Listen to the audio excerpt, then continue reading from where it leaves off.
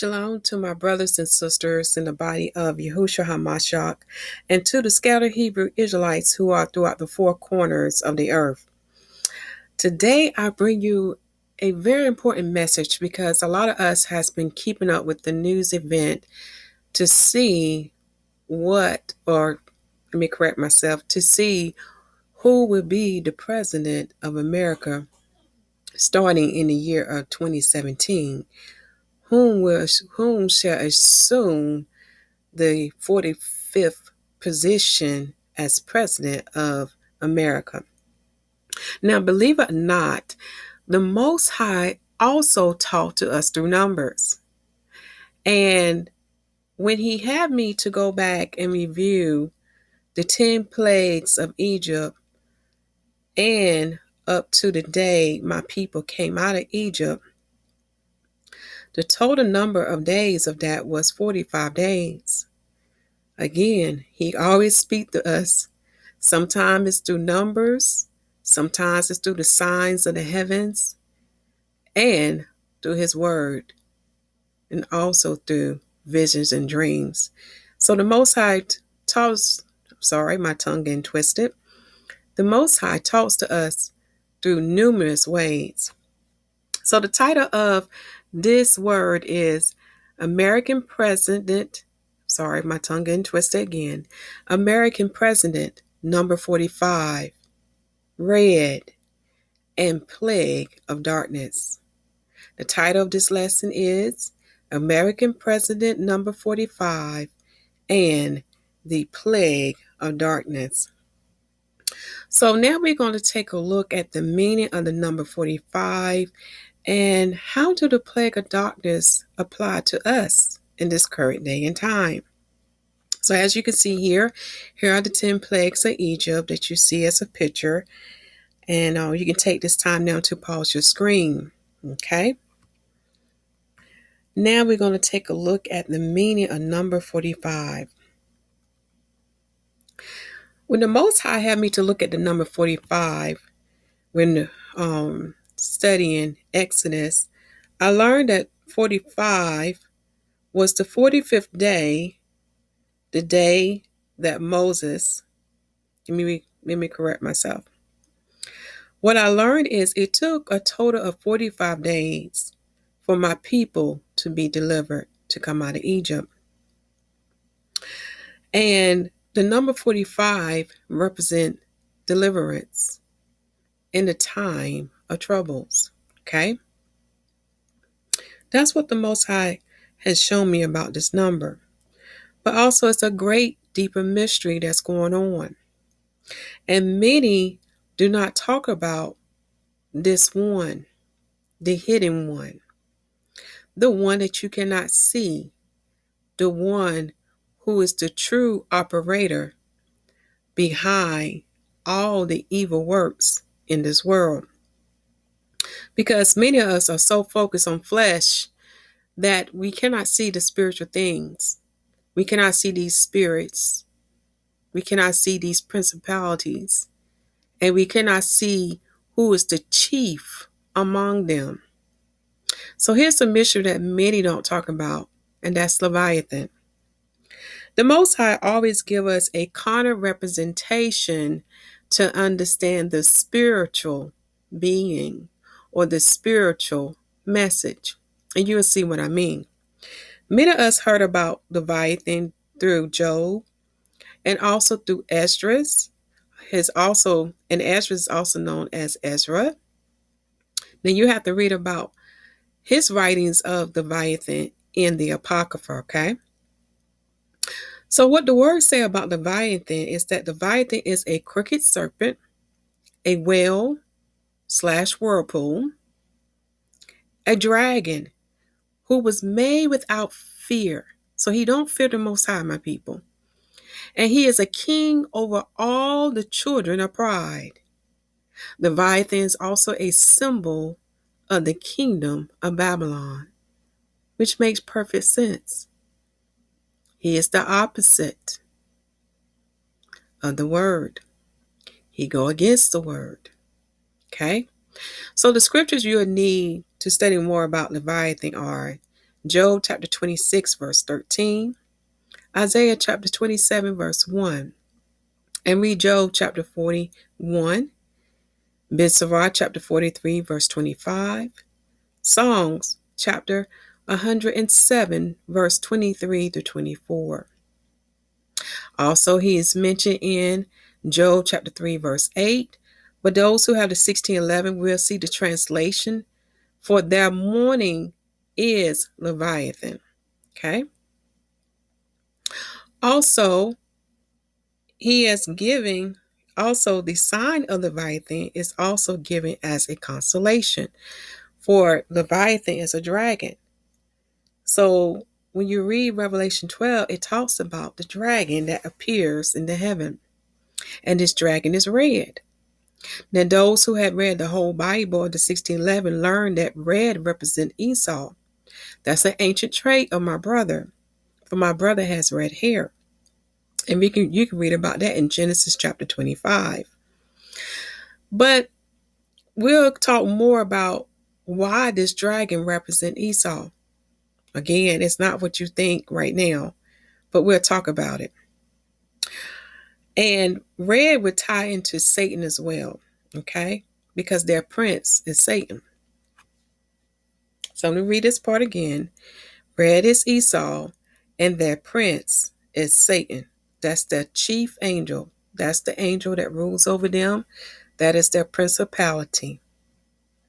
Now, here's the mystery about Leviathan that most people don't think about.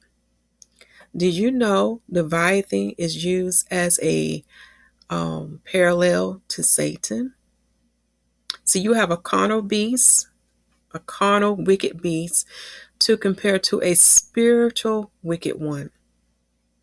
Now, those who understand the prophecy that's written in Genesis chapter 3, verse 15, probably have read 1st and 2nd Adam and Eve, because you have learned that not only was the serpent there, but Satan himself was there. For he has hidden himself in the serpent. Read Ezekiel chapter 28, verse 11 through 19, Wisdom of Solomon of the Apocrypha, chapter 2, verse 23 to 24. Now, the next scriptures I'm giving you is proof that Satan can possess a living being. Okay? Remember, Satan is a spirit. He's a principality. Okay? You can find it in John chapter 13, verse 27, Matthew chapter 26, verse 14, and Luke chapter 22, verse 3, and Mark chapter 14, verse 10. Now, do you see where I'm going with this? So who is this hidden one? Who is this true evil one working behind the scenes that we cannot see unless the Most High revealed it to us? Think about what the word tells us. We're not dealing with flesh and blood. Also, the word of the Most High revealed that Rahab, I'm not talking about the woman in Jericho. This is a different word. It sounds the same, look the same, spell the same, but this word is talking about something else when you read the scriptures. Rahab also means Egypt. And Egypt is a kingdom of Satan. And you'll see what I mean once I give you the scriptures, okay, to prove what I'm saying. For proof of this, read Psalms chapter 89, verse 10, and Psalms chapter 87, verse 4. Now, when you read the scriptures that pertain to Leviathan, okay, you will learn that it talks about waters or rivers or seas. And those who have studied the book of Revelation will automatically understand that those waters or rivers or seas are actually talking about peoples, multitudes, nations, people who speak different languages, who are living in the place where they are being ruled by Leviathan.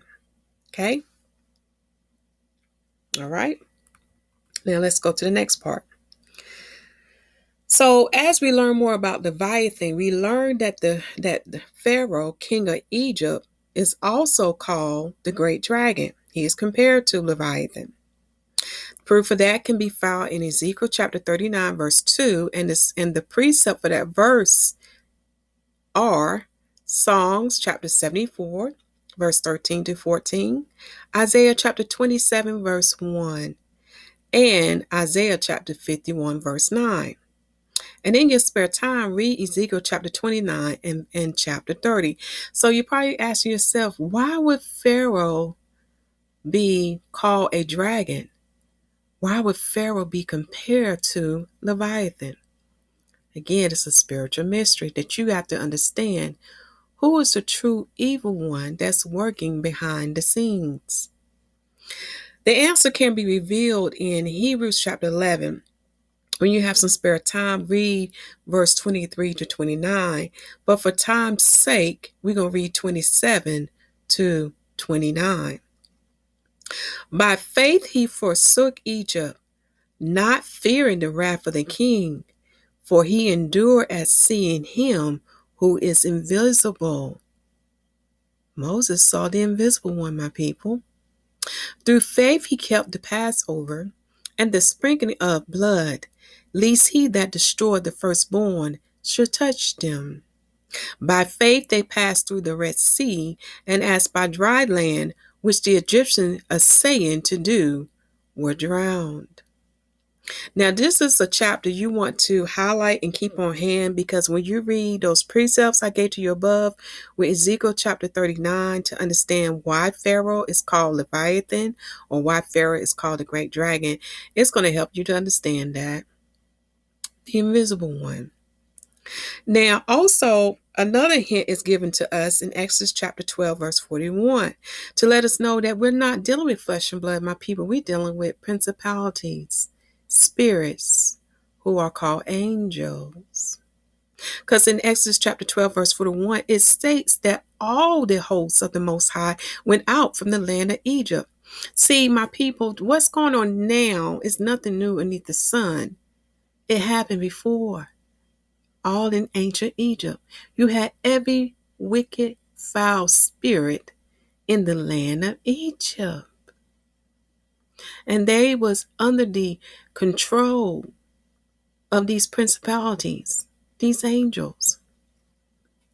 Now, to back up to what I'm saying, because notice here, it said all the hosts. So it's not talking about Israel. It's not talking about them who came out of Egypt. It's definitely talking about these principalities, these angels, these spirits. And proof to back up what I'm saying is read Deuteronomy chapter 4, verse 19, Ben Sirach chapter 17, verse 17, that's in the Apocrypha, which is called Ecclesiasticus, because it tells you there in that verse, for in the division of the nation of the whole earth, he set a ruler over every people, but Israel is the most high person. So the other nations were ruled by Satan and his angels. But the nation of Israel was ruled by YAHUWAH. The precept for Ben Sirach chapter 17, verse 17 is Romans chapter 13, verse 1, Deuteronomy chapter 32, verse 8, and read the book of Jubilees chapter 15, verse 30 to 32. And I will put that link of Jubilees in the description box so you can have it to study. Now, do you see what's going on? Do you see who's working behind the scenes through mankind? Who is their chief and ruler? Who is the chief and ruler of Esau kingdom? Okay. Now take this time to pause your screen to get the precepts dealing with the ruler. Dealing with the precept for Israel is Yahuwah's portion. Okay. Also, in your spare time, I would like for you to read Isaiah chapter 19. From verse 1, it talks about the idols of Egypt. Verse 3 talks about the spirit of Egypt. And verse 14 talks about a perverse spirit given to Egypt. I don't want to spoil it for you, but give you more insight to understand what you're dealing with here. Okay? In Isaiah chapter 51, verse 9, I definitely read this verse to you out loud so you can understand why Pharaoh was compared to Leviathan. Why would he called a dragon? Verse 9 states, Awake, awake, put on strength, O arm of the Most High. Awake as in the ancient days, in the generation of old. Are not it that have cut Rahab and wounded the dragon? So when you go back and look at these precepts here, we automatically know that Rahab is talking about Egypt, how the Most High destroyed ancient Egypt, and how he wounded the dragon. Again, who is this dragon that he's talking about? Let us read Psalms chapter 74, verse 13 to 14. Thou didst divide the sea by the strength. Thou breakest the heads of the dragons in the waters. Now, another word for dragons, or they are called whales, okay? So the Most High breakest the heads of the dragons. Again, he's talking about Egypt. How did he do this? Let us read the next verse. Thou breakest the heads of Leviathan in pieces, and gavest him to be meat to the people inhabiting the wilderness. I highly recommend in your spare time to read Ezekiel chapter 29, the whole chapter, to understand Psalm 74, verse 13 to 14. Okay? Now let us read Isaiah chapter 27, verse 1. In that day the Most High with his sword and great and strong sword shall punish Leviathan, the piercing serpent, even the Leviathan, that crooked serpent. He shall slay the dragon that is in the sea. So remember, the sea represent what? People. Is not the world in darkness because of Satan? Does not the spirit of Satan runs throughout the ends of this earth? Is not the people blind because of him? When you read the book of Acts, it says that once a person receives salvation with their whole heart, Christ, the Spirit of Christ, takes you out of darkness and bring you into light. For you're no longer in darkness, because Satan had this whole world in darkness. Do you understand? Do you see the connection here? For in Ezekiel chapter 23, verse 9, it says specifically that the king of Egypt, Pharaoh, was the great dragon. And Moses saw the invisible one. Whom did he see? Satan himself. Okay? And we're going to see how this passage applied to today. Okay? Let us continue. Other scriptures to learn more about Leviathan are Psalms chapter 104, verse 25 to 26. Second Esdras chapter 6, verse 49 to 52. And Job chapter 26, verse 13. Okay, so now we have a carnal representation of pure evil, okay, who has no fear of the Most High, who go against him. And now we have a spiritual representation. That's Satan. This is why the word called him what? That old serpent, the dragon. All right, now this will bring us up to date. Now let us look at the President of America, because now we are coming to the 45th President. And remember what I said early in the video, that 45 represent what? Deliverance. Okay. So what does this mean, that now we are in the time of the 45th President?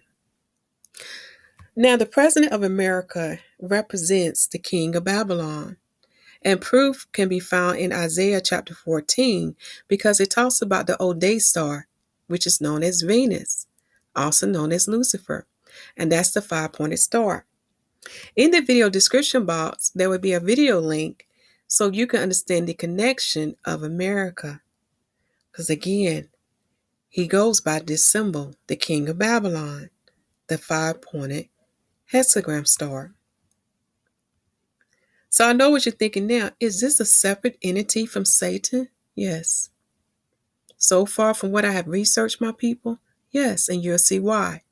The prophet Daniel in chapter 11 will give you more clarification Only reason why I say they are separate. Okay? To understand more about the king of Babylon, read Daniel chapter 11, verse 36 to 39. For down that verses, you're going to notice that one of his things that he definitely depends on is called the God of forces. And when you look in the 1611 translation in that column, it said what? Munition. The Hebrew word for it is mazin, which basically can be another word for munition is military/troop. So as you can see, America invests heavily into their military. They got some tough weapons. They got weapons that you see that is mentioned in the movies. They got it. They got military bases throughout the whole world. And this is why most countries fear them because of the power of their militaries. Just study American history and you'll see what I mean. Now, when we get to the king of the north,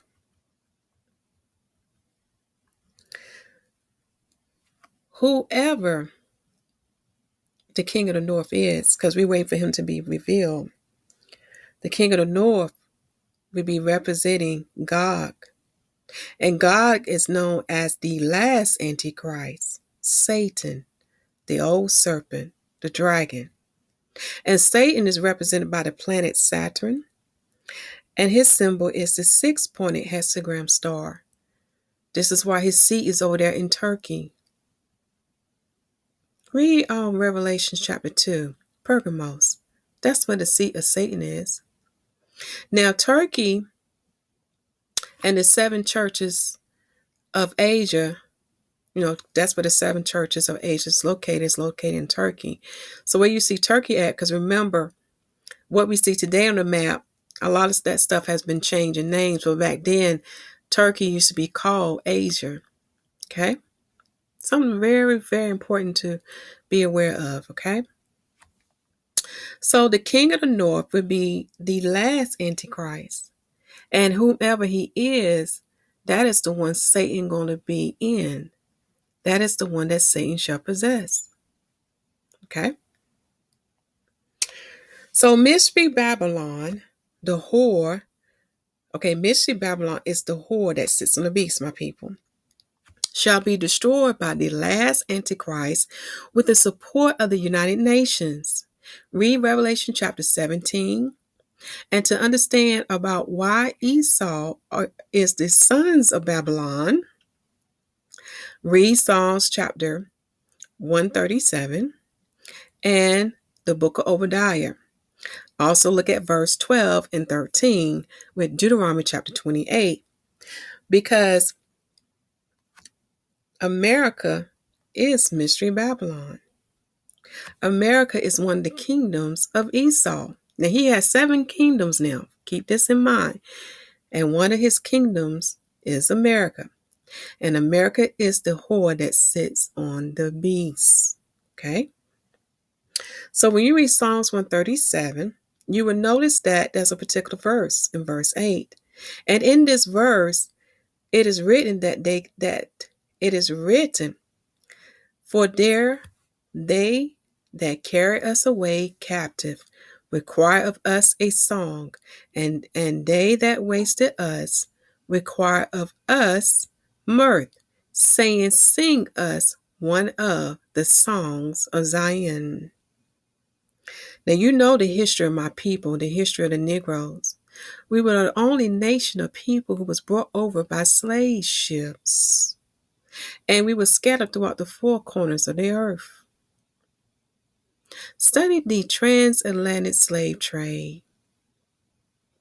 For prophecy has been fulfilled before our eyes and still being fulfilled as we speak now. So one of the kingdoms of Esau, as I said before, is America, and America is Mystery Babylon. And the last Antichrist shall destroy America with the support of the United Nations.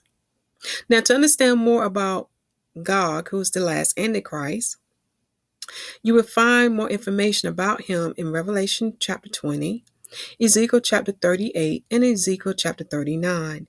For in the prophet Ezekiel, he states that Gog is the land of Magog, the chief ruler / prince of Meshach and Tubal.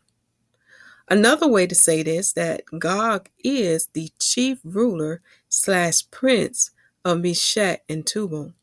And we know this land dealing with the sons of Japhet is looking at Russia, Turkey, and the other lands of the north of the sons of Japhet. Now in God's kingdom, his kingdom shall only be for 3.5 years. And confirmation this can be found in Revelation chapter 11 and chapter 12, Daniel chapter 7, and Daniel chapter 12. Okay? Now here's the key thing about God, because this is why I say that it's not America. Gog is not America. Okay? Keep that in mind. America represents the king of Babylon in Isaiah chapter 14. But whoever has the support of Russia, Turkey, and the United Nations, whoever that person is, that is Gog. Okay?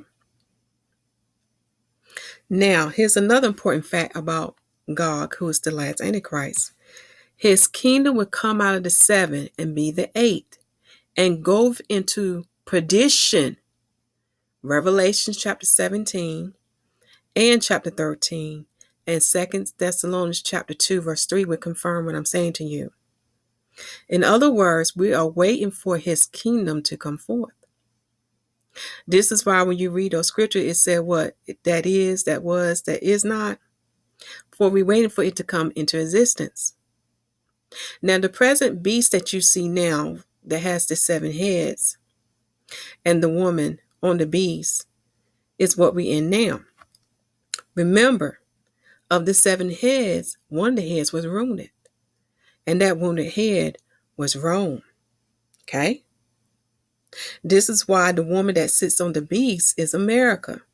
So when you understand what each head of the dragon represent, then you understand why America is that woman that sits on the beast and why she is the mystery Babylon. Okay? So I know Rome is one, Russia is another, Germany, France, Spain, England, and it's one more. It's going to come to my mind. Greece. Okay? So then you have to study the history starting back with Daniel chapter 7 going up to now.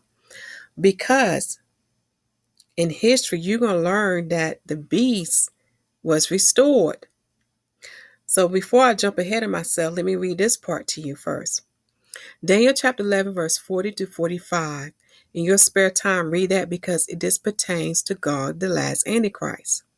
Now, Gog is going to be the king of the north. Therefore, he's going to have Russia, the country Russia, backing him. And also the support of China going to come in.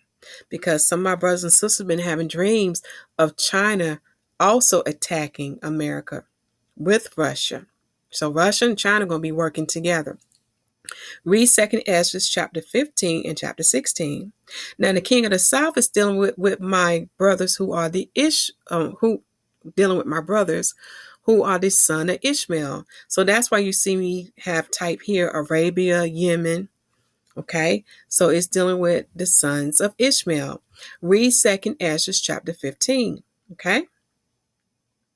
Now when you read the book of Daniel, he always talk about these kingdoms as beasts, which makes sense because now we're getting the spiritual understanding what the beast is and who control the beast.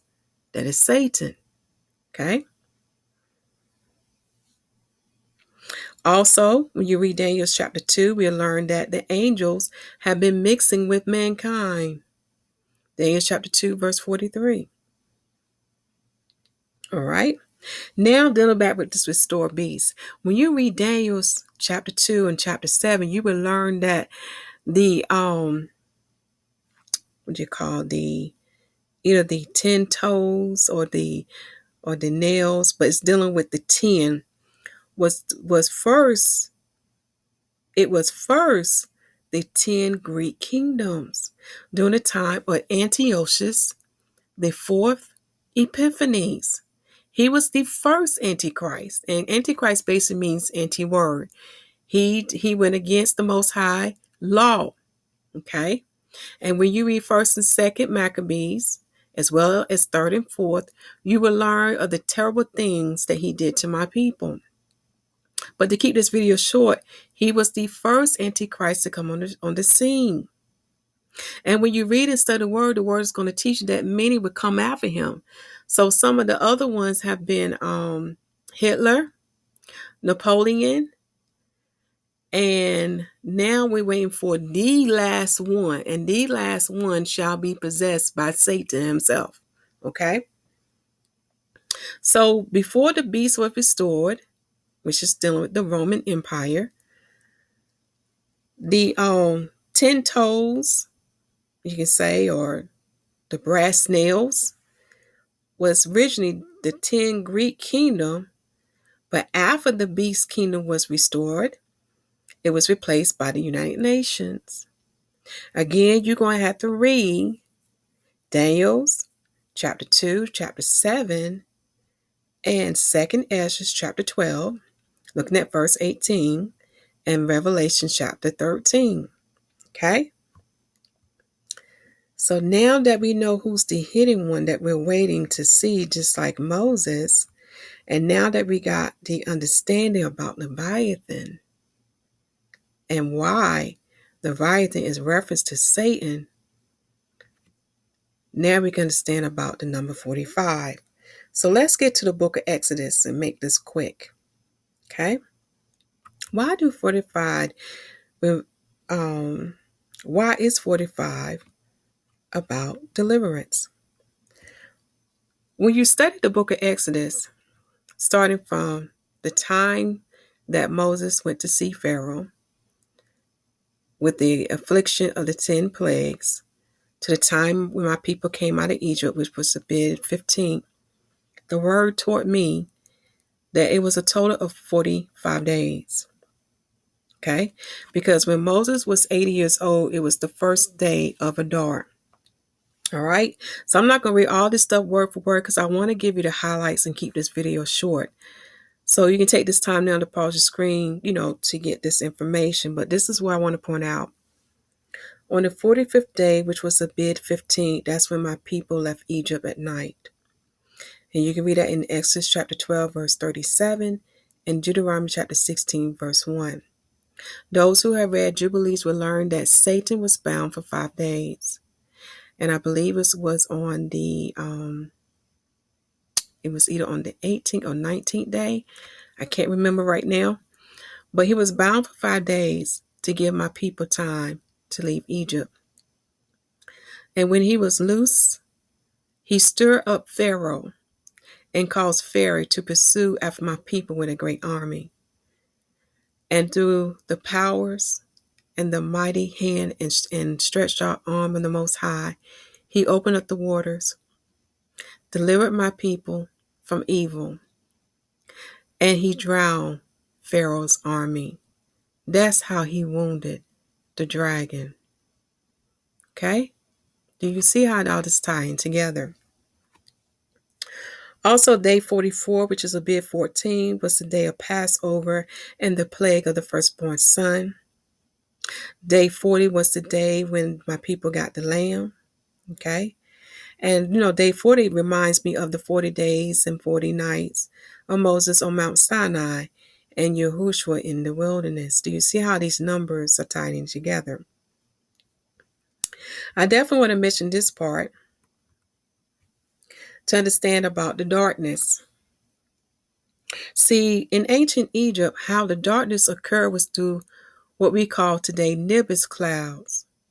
This is why my people could feel, this is why the words say that they could feel the darkness. Because when you have understanding about clouds are made up of what? Water. And the clouds were so thick that Josephus said that some of the people couldn't breathe in it and died. Now, The first day of the darkness of the cloud occurred on Adar 14, which is day 14, and it ended on Adar 16, which is day 16.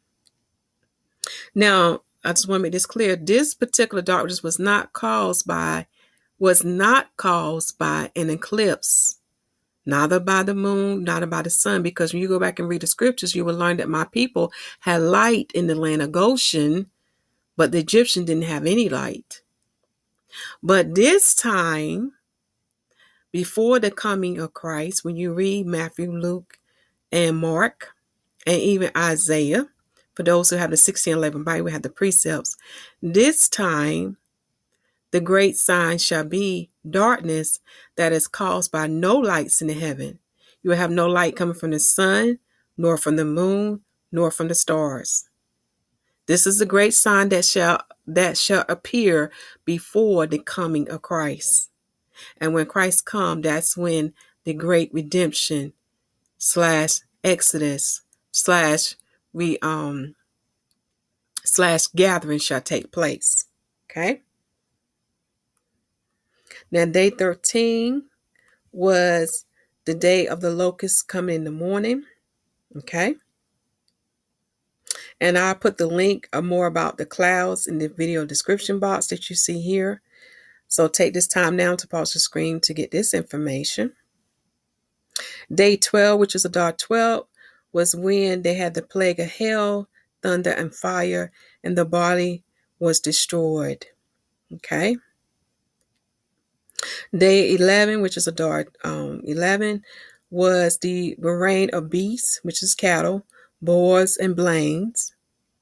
And also that was the morning that Moses spoke to Pharaoh to let the Most High people go and to warn him of the next plague. Day 10, which is Adar 10, was the day when you had the swarm of flies gone and Moses giving a warning of another plague. Day 9, which is Adar 9th, was the day that the frogs died, then the plague of lice, and in the morning you had the plague of the swarm of the flies. Day 8 was Adar 8, which was the plague of frogs. Day 7, which was Adar 7, that's when the 7 days were fulfilled for the water becoming blood. Okay, so this was the 7th day of that. Now on Adar 1st, which was day 1, that's when Moses was 80 and Aaron was 83 when they faced Pharaoh. And this was the day when Moses was born. He was born on Adar 1st. This is also the first day when the river turned into blood. Okay. Now, I do want to mention this. When you read Revelation 16, the Most High is going to pay them back for what they did to his people, to the children of Israel. So it will be blood for blood.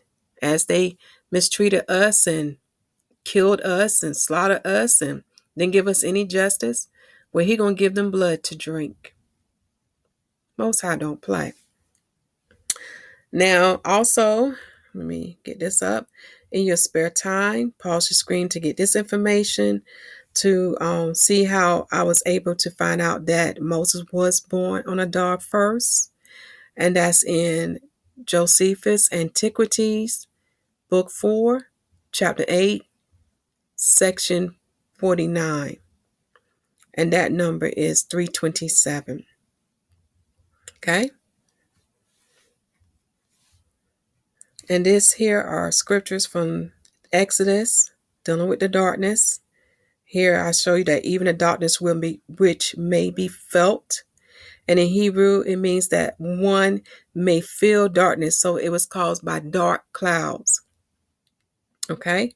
And we have another proof of this about the dark clouds that can be found in, let me see if I have it listed up here.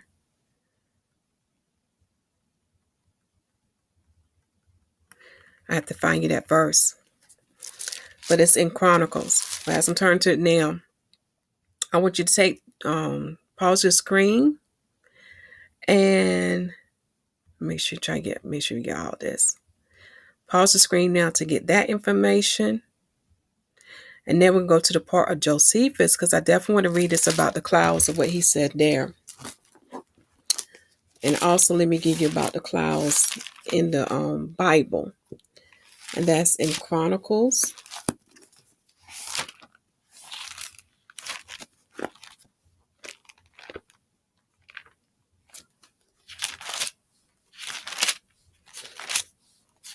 Chronicles.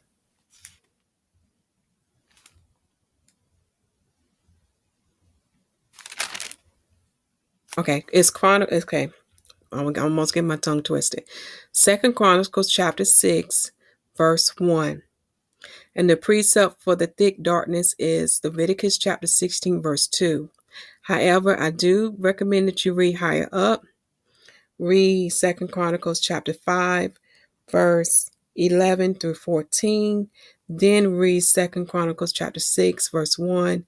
And the precept for the thick darkness is Leviticus chapter 16, verse 2. Now for the work of Josephus.